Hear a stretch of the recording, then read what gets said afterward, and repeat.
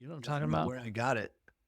It was so you can imagine a doll about it's an action figure more, Okay. but it was called Seymour Buns, and basically it was like a dude who had his hands down by his side, almost as if his hands were like holding the waist of his pants, and it had a little tube and a little pump thing at the end where you could squeeze the ball and it would shoot air, and then that would make him drop his pants and show everyone his butt. We would put it in the sunroof and close the sunroof, like just so that he was wedged there. And then we would drive around a shopping center here in our hometown, and we would honk the horn at groups of people. And then as they look, we would squeeze the ball and Seymour Buns would moon them. And that was a Friday night. And then when we were in between girlfriends, that was our social life. Like I look back at that now and I'm like, what the heck were we doing? Why was that? You know what we should do? You should go and put Seymour Buns in the car. Mr. Puntastic. Hey, everybody. Welcome to the Mr. Puntastic Podcast. I'm your host, Paul, and this is my co-host, Micah. Do we call each other host and co-host? We're hosts. We're two hosts. Yeah, we're hosting each other on the pod. It's very exciting. Right. You just made a comment right before this about Dongles. And and Erica, my wife, sent me this old Trippin' Tyler video. I think you sent it to me. I did? Yeah, where it's like they were just making pre-pandemic corporate America, like in a conference room, someone's trying to connect their laptop to the screen, and everyone's comparing size of the adapter that would go from computer to projector, also known as a dongle. And hilarity ensued for a good 2.5 minutes. It was great. Yeah. And Erica, when she was watching it, couldn't handle it. She was just laughing so much. And who named those things? Those ridiculous names. Yeah. I mean, it's one of those, like, look, there are inventions that happened hundreds of years ago, right? That have a funny name and that you're like, well, we just grew into it. Like when I was a kid, my parents wouldn't let us say the word fart. We eventually used the word toot, which I think is ridiculous. But before that, there was a long run where schooner was the word in our household. And later I learned that schooner is the name of a type of ship. Hundreds of years ago, the first schooner was invented, probably by William Schooner. And he built this ship and it's like, this is a great thing. And then all of a sudden it becomes the word for fart in my house. So that happens from time to time. But then there are inventions where it's like modern day. And when you're like inventing something circa 2006, right? And you're like, I'm building an adapter to connect a computer to a projector. What am I going to call this adapter? And you go with dongle. I feel like you know what you're getting into. Like at that point, you know enough that dongle sounds like, an inappropriate thing or like a little hee joke kind of thing. So, yeah. Well, thanks for making the time to be here, and thanks for making the time to watch or listen to whoever might find themselves here. This is quite a quest we're on here with the Mr. Puntastic Pod, and we like to take little side quests, which would be like off-topic tangents like we just did. We also are looking for a guest quest. So we've been talking about this since episode 1, which is, hey, wouldn't it be cool to have identified people that we want to talk to on the pod? And really, they've got a few things that we can pull from that may make them a good candidate for being one of these guests. And it could be something about their fatherhood or their fame or their faith or their business or a collection of all those things. And last time, I can't remember if it was last time or the time before, we talked about the idea of Weird Al Yankovic. Yankovic? I think it's Vic. I think it's Vic, but I always say Vitch for some reason. I actually found his talent agency and I emailed them. So you know how you could do this. There's a catch-all person for anybody who wants to contact anybody. Inquiries at. Yeah.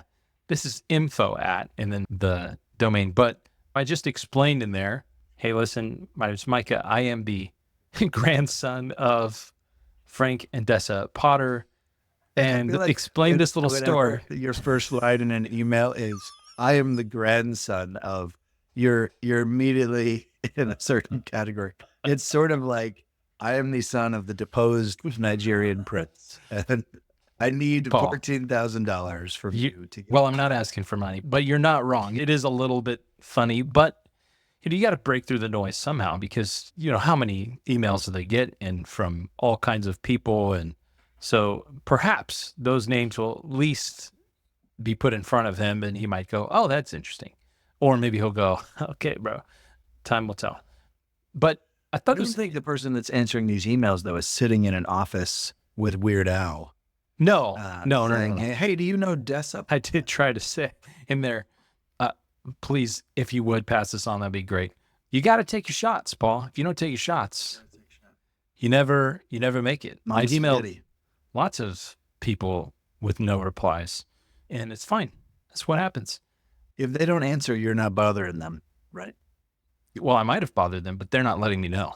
So right, that's fine. They were bothered enough to tell you not to do it again, so they're not bothered. So I also took the time to look up, well, first of all, before we move on, you remember the song Beat It by Michael Jackson, right? Of course. So Weird Al did his own version, which was just Eat It. Right. It's all about eating food. When my brother was a senior in high school, he did, I think, the one and only video yearbook that the high school that we both went to ever put out. And so all year long, he took videos of people throughout the year, and then he edited this video, and then they sold it on VHS tape. There's an audacity to doing a video yearbook, by the way, because it's like, you and I graduated high school 25 years ago, and I could dig it out and find a physical book and look through the pictures and see the amazing sideburns I had as a senior. But if you're one of those poor suckers that bought your brother's video yearbook, and you're pulling out a VHS, where are you going to play that anymore? Well, it's funny. You're not paying to digitize it. I mean, I'm sure somebody has. It was a masterful piece of artwork. One of the things he did, though, because he was a bit of a loner, so it was kind of an excuse for him to have made the video yearbook was a loner. Get out of here. Yeah, it was an excuse for him to have a camera, I think, at lunch and be a social butterfly as well. If you're listening to this, Jason, I thought you were so cool, so don't worry about it. He took that song, though. They're like George Michael, by the way. He took that song and he made a music video basically of people at lunchtime eating. So it's just people taking big bites out of whatever they are at lunch through that whole song. I cannot for the life of me understand why they never made another video yearbook with content like that. Oh, it was great. But it was great. I remember it. It left a lasting impact on me. So anyway, just thinking about that. I also went to this website called fanmail.biz. Have you ever seen this thing? No. So you got to go, because you can just search people's names and it gives you an address, like a physical address you can send fan mail to. And the goal is like you send them a picture or something that you like to get signed, and hopefully you get it back. Now, sometimes it takes months, sometimes weeks, and sometimes it never happens. And then people comment on it like, yeah, I received it back. Here's a picture of it. It took this long. And then they're like, some of them are like, hey, this is a digitized one, so it's not real. So if you send it to this one, you're not going to get a real good one. So they're like rating these celebrities and people on their responses to fan mail.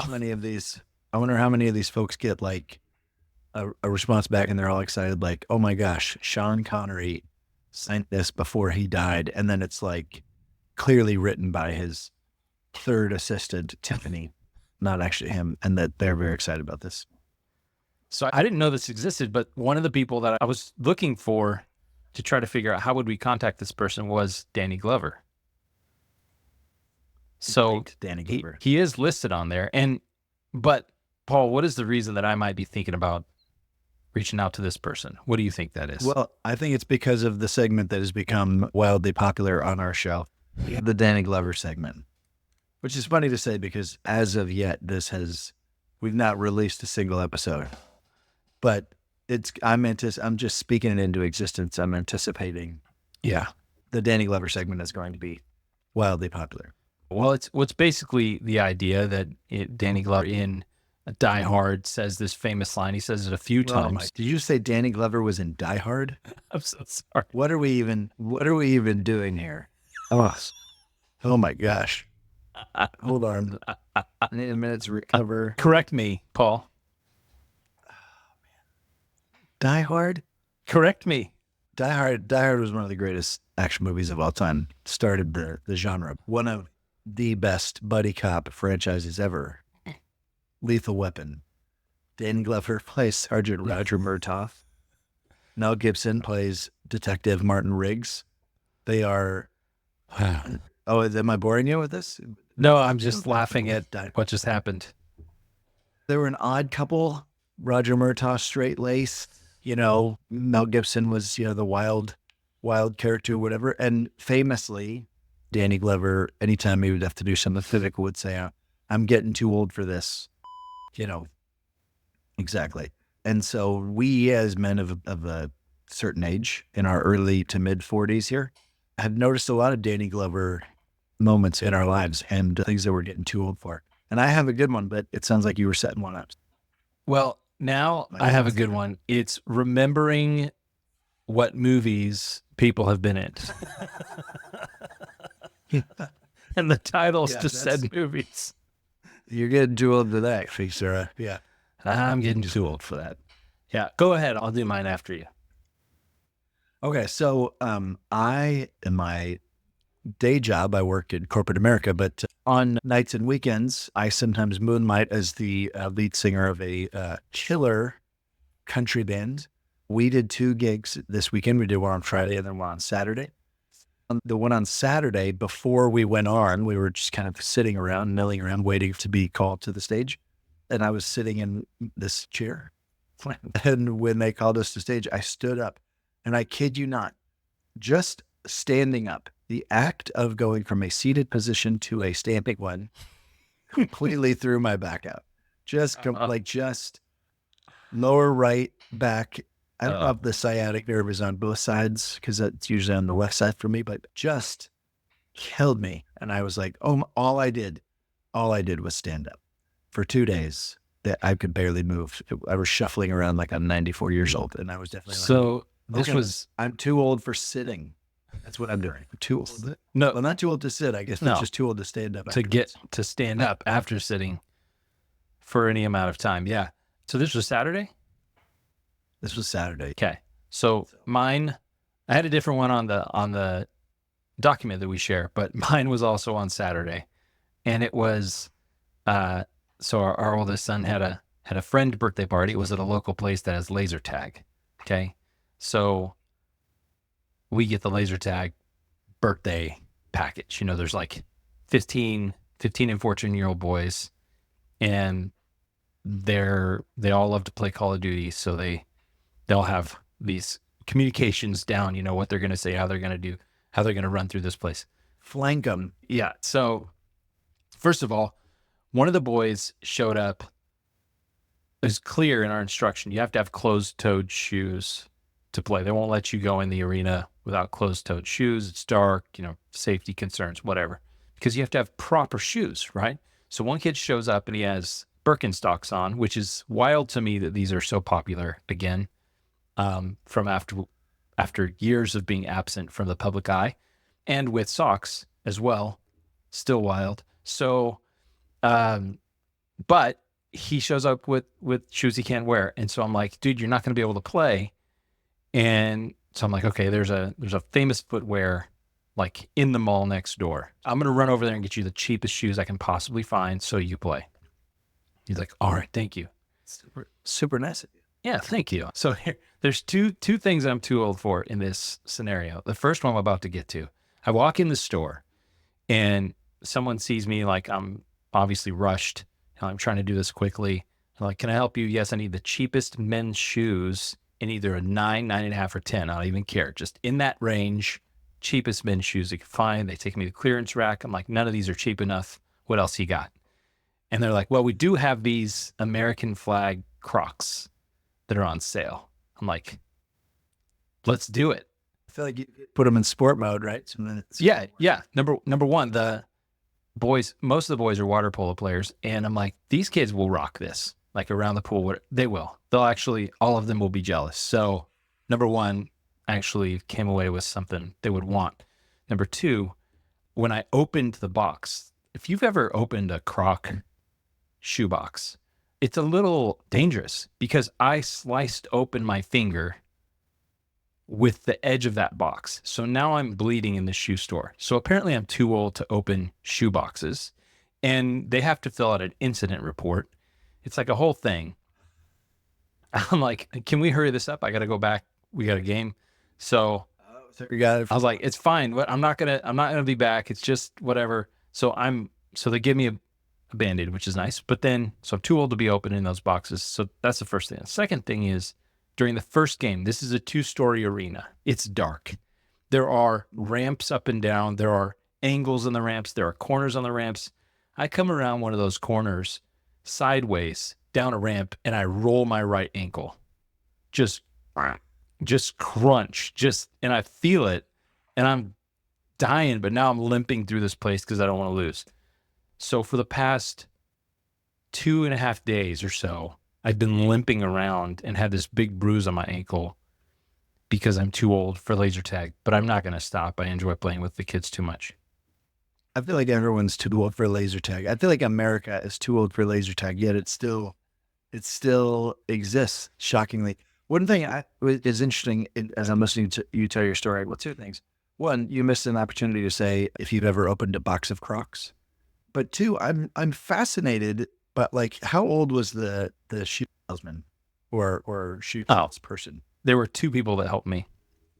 One was they were probably in their 20s, early 20s. So in their 20s, shoe salespeople have enough presence of mind to get you to sign the incident report. That to me is pretty telling about our society. Then it happens enough.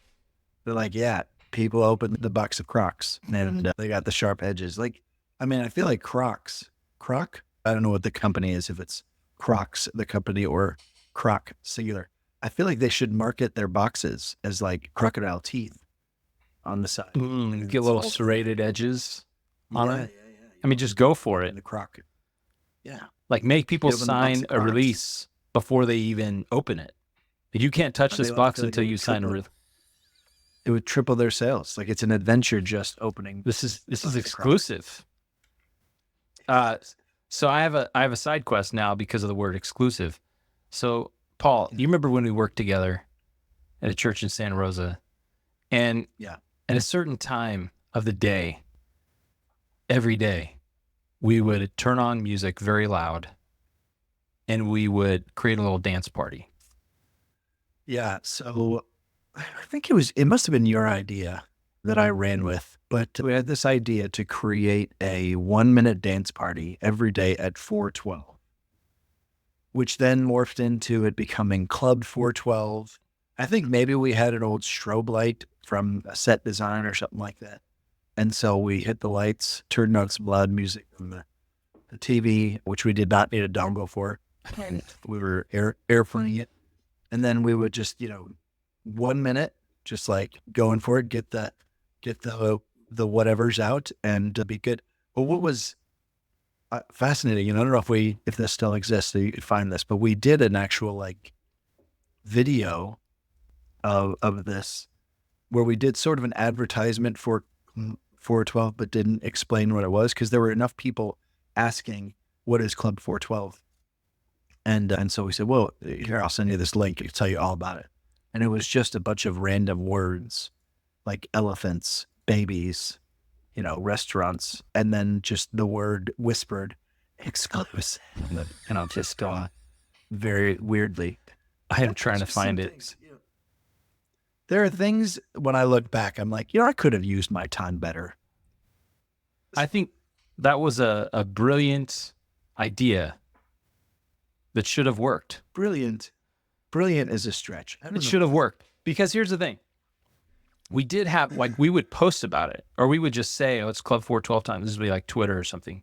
It was Like we would post about it, and people would literally ask us, what is Club 412? And that was the whole point, is we just wanted people to ask, what was it, so that we could make it seem like something big. And we had this idea. I was like, oh, we should roll out. We had this little piece of red carpet. I was like, we could roll this out and put like a little gate thing at like 411 and try to get people to line up for the dance party at 412. Forgot about that. Yeah.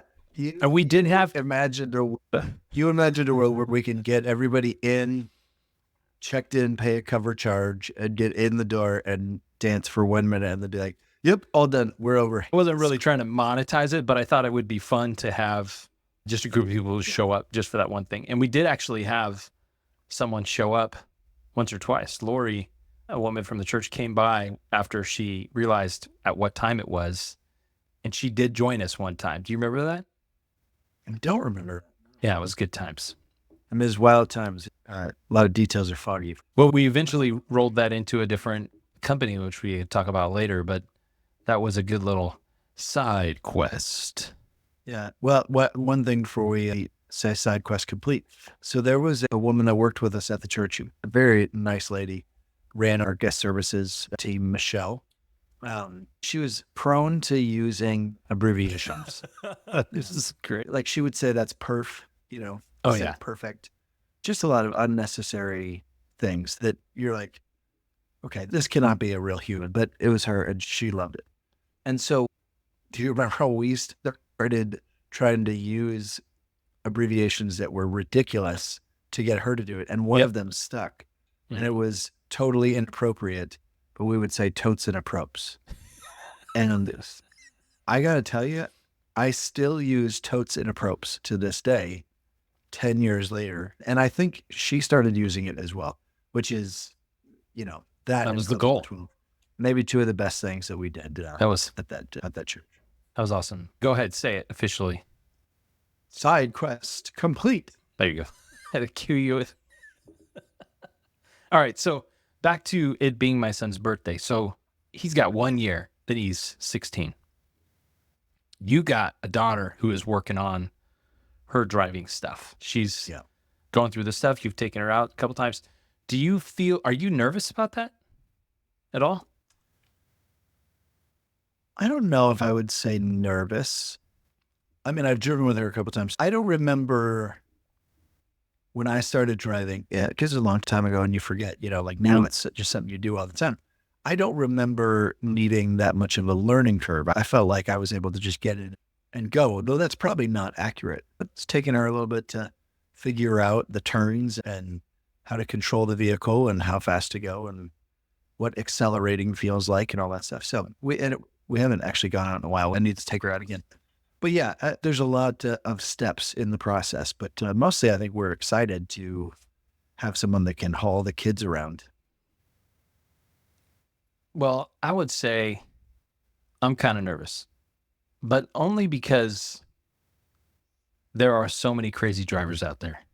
So I'm not really nervous about his driving. I'm nervous about all the other people's driving around him, because I feel like I'm always avoiding somebody weaving into my lane, or I'm using my horn more often than a lot of people probably, because I feel like I'm pretty aware as a driver. So I don't know. I'm nervous about that part. The part that I'm nervous about is the car, and because I think she believes that we're going to buy her a car. That's not actually going to happen. So she's beginning to save, and I think we might go half-seas. We might help her out. But I'm like, you can afford something in like the 1997 Geo Metro type world, not anything super fancy. Yeah, well, I'm equally nervous about that aspect. I try to remind him, I don't know that we're going to be able to do that, but when I was your age, I used one of my parents' cars to drive to school. I didn't have a car of my own until halfway through my first year of college. So, I remember you having a lot of access to your mom's Impala. Yeah, the Impala. Before that, it wasn't a Camry. What's the other one? A Corolla? No, it was another Honda Civic. Avalon. That's what it was. I wouldn't.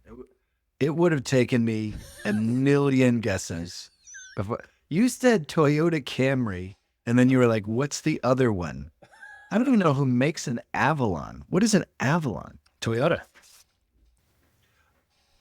Was a great car. Just like pre-Lexus? I don't know. It would have taken me a million years to get to Avalon. Anyways, and then my dad's, he had a Dodge What's Ram. the other one? He had a Dodge Ram. So between the different cars they had, I was always able to use one whenever I needed. I feel like your dad got a Chevy Avalanche, didn't he? He did later. Was that after we were done with high school? Yeah. I feel like I remember that from high school. Yeah, it was after. Yeah. So was I the remember being Impala. impressed by that new Actually, I thought we drove around in the Impala in high school. after high school. Nah, I think you had the Impala in high school. I only remember the Impala. I don't remember the Avalon. Well, it's interesting. You got your license before me. Well, I remember like I was a junior, you were a sophomore, and you were driving. Yeah, it was September 23rd, 1997 that I got my license. Crowd to be exact. Yeah, my parents, did your parents make you go through any hoops or anything like that before you got your license? I mean, I just did the normal stuff. Like you got to take the class and you got to do the driver's education. Yeah. So I had to do driver's ed and then driver's training, which is where the guy comes out and he's got a brake pedal only on his side and that's taking me out on the freeway, which I'm like, I don't know what it would take me That was to crazy. do that for a living. Like you think about jobs you could have had, that could have been one of the jobs you like, no way. Getting in the car with random 15-year-olds, being like, let's go to the freeway. Like hard pass. But my parents made all of us drive 1,000 miles before they would let us take our test. And we had to log the miles in a logbook. So there was a book that stayed in the car. And when you got in, you logged the starting mileage. And then when you got back home, you logged the ending mileage. And so like I was like, let me drive you to the grocery store around the corner to get groceries just so I could pick up a half a mile at a time. We did a family vacation over the summer. And so I got to drive for that. But like when you think about driving 1,000 miles, if you're like keeping it in a logbook, it's a lot. Bro. So by the time I took my test, I was like ready to go. And I have an older brother, who's a year older. And because he was only a year older, I don't feel like I had you have an older brother who is several years older. So he had some life experience that he could pass down to you. My brother was a year older, so not a lot to pass down. So I only really remember one really great piece of advice my brother gave me. And that was that on the driver's test, it's not enough to check your mirrors. You got to see them check your mirrors. So like when I took my driver's test, I'm 10 and 2. And then I'm like, side view mirror, rear view mirror. I'm like, nailed it. Perfect score on the driver's test. Wow. My one claim to fame. I know. That's amazing. Are you impressed? I am impressed. Yeah. That's really good. Not many people And can then say several moving violations later. Okay. Here we are. Wow. I think the thing that might scare me the most is just the idea that half the people on the road are on their phones all the time. Like every time, if you just look around, like when you're driving, you'll see a lot of glowing faces from these phones. Yeah. So that kind of freaks me out a little bit. You probably don't remember this. I vaguely remember this from years ago. But Oprah, when she still had her show, did a no phone zone pledge. Do you remember this? I kind of do. I thought the title was catchy. That Oprah's thing was like, we should make the car a no phone zone. And this was like 2005. And it did not work at all. Now I feel like there's a whole world of aftermarket products that are used to prop up your phone on a dash so you can watch a movie or something while you drive. All kinds of crazy stuff. Yep, exactly. It's nuts. Speaking of being young and driving around in whatever car it may have been, whether it be an Avalon or an Impala, I think the one that I'm about to talk about was the Impala. We used to do this thing when we were young and dumb where we would drive around with this little thing that you had. I think this was yours. You know what I'm talking about? Where I got it. It was so you can imagine a doll it's an action figure more, but it was called Seymour Buns, and basically was like a dude who had his hands down by his side, almost as if his hands were like holding the waist of his pants. And it had a little tube and a little pump thing at the end where you could squeeze the bowl and it would shoot air, and then that would make him drop his pants and show everyone his butt. We would put it in the sunroof and close the sunroof, like just so that he was wedged there. And then we would drive around a shopping center here in our hometown, and we would honk the horn at groups of people. And then as they look, we would squeeze the ball, and Seymour Buns would moon them. And that was a Friday night. And when we were in between girlfriends, that was our social life. Like, I look back at that now and I'm like, what the heck were we doing? Why was that? You know what we should do? You should go and put Seymour Buns in the car. I think we did it a couple of times. There was time it was not one. It was not just one. We had so much fun with it, just the two of us, that we then invited friends to do it with us. And so we drove a group of people around. We weren't distracted by phones, but we were distracting others by Seymour Buns. Yeah, in fairness, the car was a no phone zone at the time, but definitely had some buns. So I was thinking about this the other day because America's Funniest Home Videos is one of the longest running shows of all time. Right? How many seasons are there? I don't know anyone else that watches America's Funniest Home Videos except for you for years and years. So I actually haven't watched it in a long time, but it's still, I see it on. I see that there's new ones on all the time. And my family, there was a season where we would watch it together. You remember how many, I mean, think about the old hosts, right? So who are the old hosts in your mind? Bob Saget was the original. And then I don't know if you remember this. They had America's Funniest Videos, or Funniest Home Videos, was going for so long, and it was so successful that they had Bob Saget from Full House, that they were like, you know what we should do? We should do a spin-off show called America's Funniest People, and we'll have Joey Gladstone, the great Dave Coulier, also from Full House, host with a lady, I can't remember her name. And I never understood the difference between America's Funniest Home Videos and America's Funniest People, because it was the same format. Yeah. So I guess there were just no animals becoming America's Funniest People one, whereas America's Funniest Videos is a lot of dog and cat stuff. And I think there's only been a couple right now. Carlton is the host, isn't he? Oh, yeah. Alfonso Ribeiro. Yes. But there's been actually, if I'm looking it up on this website right here, Tom Bergeron, I know. 17 different hosts. That's not true. And some of them may have just been for like an episode or two, like Billy Ray Cyrus. But Tom Bergeron was a long-standing run. So yeah, let's talk about that for a second, because one time early on in our marriage, I was watching AFV with Erica, and she looked up and just pointed and started laughing and screaming, "That's Paul!" And she spotted you in the audience, and we had never talked about that you had gone into a taping or anything, and she just thought it was the wildest thing to see you on TV. I went with a group of friends from college and went to a taping. I think there were 2 episodes. I remember there was one moment, a big deal, where Tom Bergeron was standing in front of me and he was doing an intro to a video. And the director actually had to be like, "Hey, that was great, Tom, but the gentleman behind, Tom, would you mind smiling while this is happening?" Because I guess I was just like dead face looking like no big deal. And then so we redid the take. And this time, as a way to get me to laugh, Tom did his little thing. And then he turned quickly to me and was like, "Are you ready?" And I was like, "Yes, so ready." But we did that, and it was fun, and it was fun to see. And then this is, I don't know, 5 years later, I get a call or a text maybe from you saying, "Is this you on America's Funniest Home Videos?" And that's when I was blown away. Not only that anyone would pick the audience, but that someone my age was like watching this show in reruns, in syndication, and like enough so that you could pause it and be like, was that you? We just saw your episode. Like you're like, "Oh, we saw Paul's episode of America's Funniest Videos." Like, "Oh, did you send it a video?" No, I was just in the audience. Have you set up your IMDb for that? I should.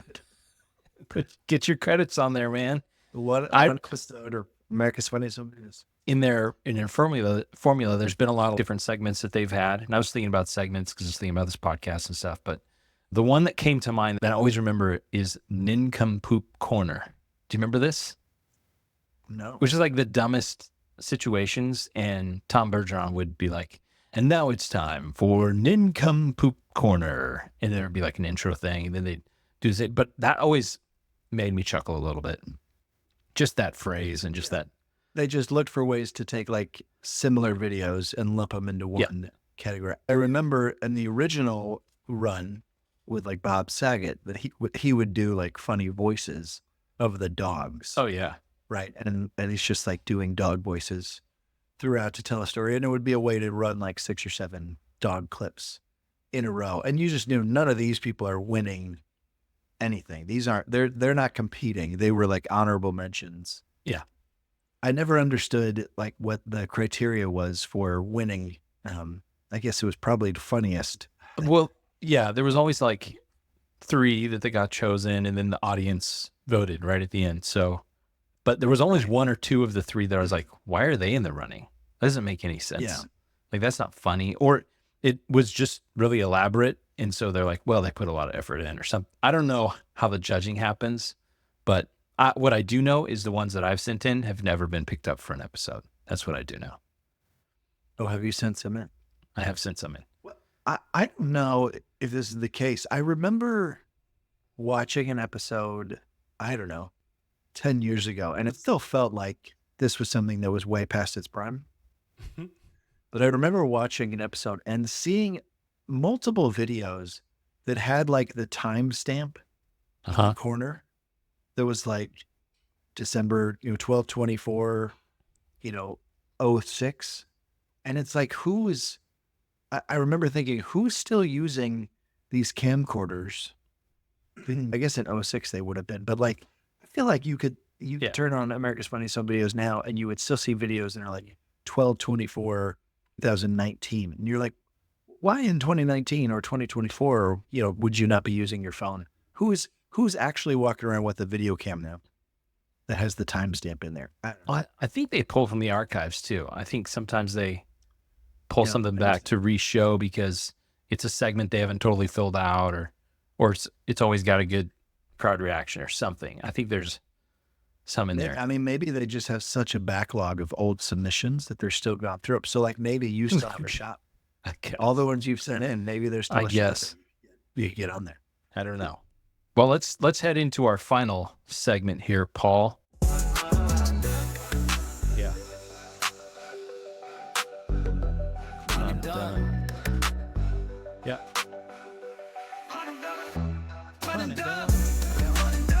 All right. You got some puns or some jokes we can enjoy together today, Paul? Yes. I saw one. It's not going to make a lot of sense. Okay.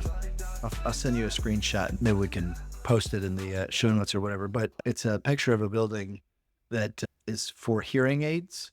Okay. And the name of the building is Help You Hear. And so they say, huh? You can't see that. But there we go. Yeah. Help You Hear. Yeah. I think that's hilarious. Like, because that sign costs, I don't know, a couple $100. I mean, those are like weatherproof letters you got to put up there. Like that's heavy duty. So you're spending hundreds of dollars on a pun.